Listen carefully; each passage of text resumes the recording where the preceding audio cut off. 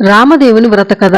మార్గశిర మాసంలో ఈ కథ విన్నవారికి, వ్రతం చేసుకున్న వారికి, ఇంకెవరికైనా కథ చెప్పిన వారికి ఎన్ని సమస్యలు ఉన్నా, ఎన్ని కష్టాలున్నా తొలగిపోయి సంపదలు కలుగుతాయి. పూర్వకాలంలో ఒక బ్రాహ్మణుడు ఉన్నాడు. ఆ బ్రాహ్మణి పేరు నాగంభట్టు. అతనికి ఒక అమ్మాయి, ఒక అబ్బాయి ఉన్నారు. కుమారుని పేరు నారాయణ భట్టు, కుమార్తె పేరు నారాయణమ్మ. వారు చాలా బీదవారు. ఆ బ్రాహ్మణ కుటుంబం భిక్షాటన చేసి కుటుంబ పోషణ చేసుకునేవారు.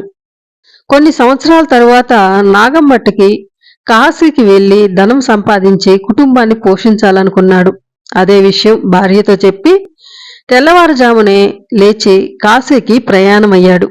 వెళ్ళగా వెళ్ళగా కొంత దూరం వెళ్లేసరికి దారిలో సూతుల వారు, వ్యాసుల వారు, నారదుల వారు ప్రత్యక్షమై, "ఓ ఈ బ్రాహ్మణుడా, ఎక్కడికి వెళ్చున్నావు?" అని అడిగారు. "అయ్యా, నేను ధనము సంపాదించడానికి కాశీకి వెళుచున్నాను" అని చెప్పాడు నాగంభట్టు. అప్పుడు వారందరూ, "ఓరి వెరి బ్రాహ్మణుడా, కాశీకి వెళితే నీకు ధనం ఎవరు మూటగట్టి ఇస్తారు అనుకున్నావా? కాశీకి వెడితే గంగా స్నానం దొరుకుతుంది, కాశీకి వెళ్తే విశ్వనాథుని దర్శనం దొరుకుతుంది, అన్నపూర్ణేశ్వరి దర్శనం దొరుకుతుంది, బిందు మాధవుని దర్శనం దొరుకుతుంది. కానీ కాశీకి వెడితే నీకు ధనము ఎవరు మూటగట్టి ఇస్తారు? మేము ఒక కథ చెప్తాం, వింటావా?" అని అడిగారు వారందరూ. నాగంభట్టు, "అది ఏ దేవుని కథో చెప్పండి స్వామి" అన్నాడు. "ఈ కథ శ్రద్ధగా విను" అంటూ నారదుడు ఇలా చెప్పడం మొదలెట్టాడు. పూర్వకాలమున కోసల రాజ్యము కలదు. ఆ రాజ్యం పాలించేవాడు దశరథ మహారాజు. ఆయన పిల్లల కోసం పుత్రకామేష్టి యాగం చేయగా దేవతలు ప్రత్యక్షం అయి ఒక పాయస పాత్ర ఇచ్చినారు. అది పట్టుకుని వెళ్లి తన భార్యలకు కౌసల్య, సుమిత్ర, కైకేయి అని 3 భార్యలకు ఇచ్చినాడు.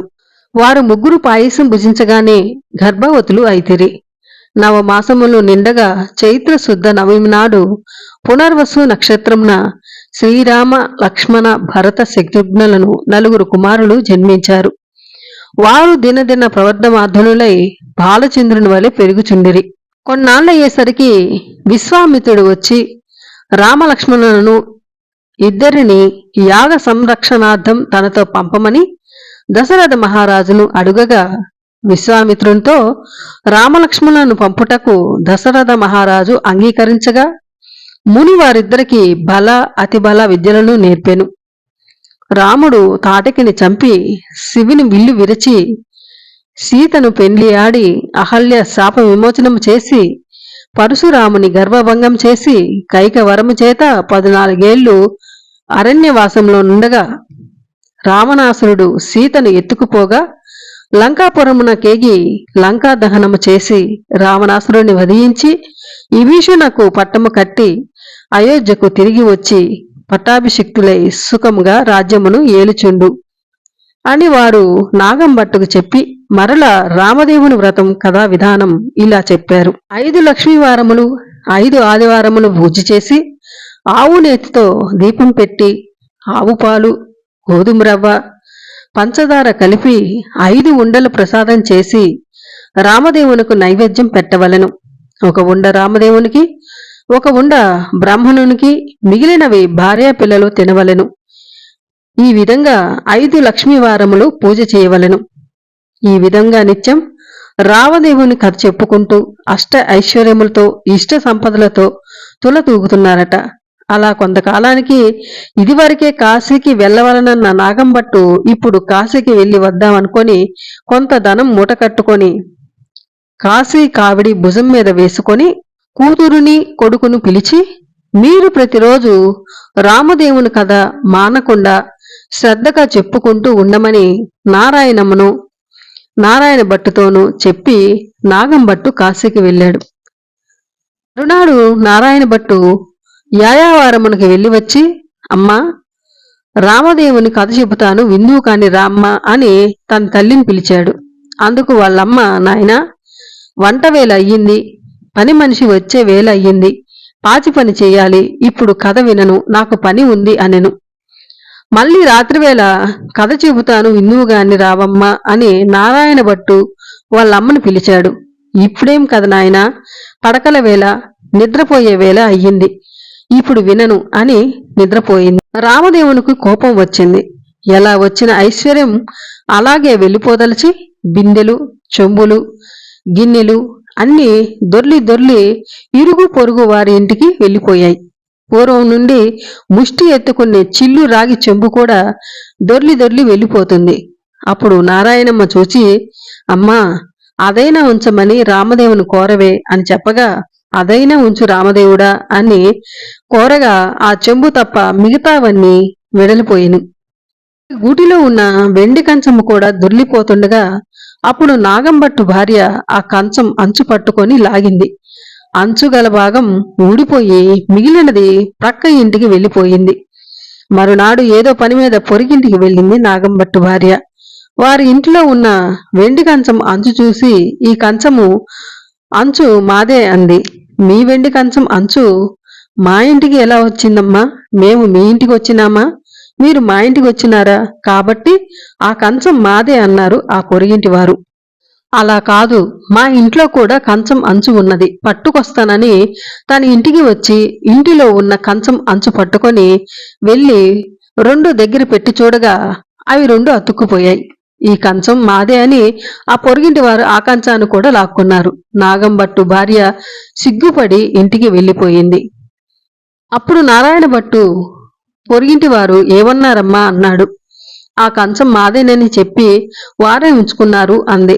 అప్పుడు నారాయణ భట్టు, చూశావా అమ్మా, రామదేవుని కథ చెబుతాను రామ్మ అంటే విన్నావా అన్నాడు. అప్పుడు నాగంభట్టు భార్య, నేను కథ వినను, కార్యము వినను, ఏ పని పాట చేసుకొని బ్రతుకుతాను కాని రామదేవుని కథ మాత్రం వినను అని మొండికేసి మరలా ఇలా అంది. ఎలా వచ్చిన ఐశ్వర్యం అలాగే వెళ్ళిపోయింది. నీ చెల్లిని మాత్రం తీసుకొని వెళ్ళి ఎవరికైనా ఇచ్చి పెళ్లి చెయ్యి అంది. తల్లి ఆజ్ఞ మేరకు నారాయణ భట్టు చెల్లిని తీసుకొని ప్రయాణం అయ్యాడు. వారు ఊరి చివరకు చెల్లేసరికి కాశీ నుండి నాగంభట్టు తిరుగు ప్రయాణమై ధనం మూటగట్టుకొని వస్తున్నాడు. కొంత దూరం వచ్చేసరికి ఆయన ఊరు చివరికి వచ్చాడు. అక్కడొక కోనేరు కనిపించింది. ఆ కోనేటిలో కాళ్ళు గడుగుచుండగా ఎక్కడ నుండో ఒక గ్రద్ద వచ్చి ఆ డబ్బు మూటను ఎత్తుకుపోయింది. అయ్యో అని నాగంభట్టు విచారిస్తూ ఇంటికి వస్తుండగా కొంత దూరం వచ్చేసరికి నారాయణమ్మను నారాయణ భట్టును చూసి కూతురుని కొడుకును ఇలా అడిగాడు, మీరంతా సుఖంగానే ఉన్నారా అని. ఎక్కడ నాన్నగారు, మీరు వెళ్ళినప్పటి నుంచి ఏమైందో తెలుసా? అమ్మను రామకథను వినమని పిలిచాను, అమ్మ వినలేదు. కాబట్టి రామదేవునికి కోపం వచ్చింది. ఎలా వచ్చిన ఐశ్వర్యం అలాగే పోయింది.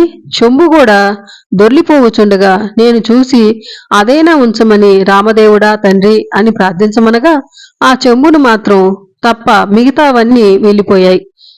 గూటిలో ఉన్న వెండి కంచము కూడా దొర్లి దొర్లి పొరిగింటి వారికి దొరికింది. ఇప్పుడు అమ్మ ఆ కంచం నాది అని లాగగా కంచం అంచు ఊడి వచ్చింది. సగం కంచం మనకు, సగం కంచం పొరిగింటికి వెళ్ళింది. మరునాడు అమ్మ వారింటికి వెళ్ళింది. అక్కడ ఆ కంచం చూసి ఇది మాది అని మన ఇంట్లో ఉన్న కంచం అంచు తీసుకెళ్లి రెంటిని కలిపింది. అవి అతుక్కుపోయాయి.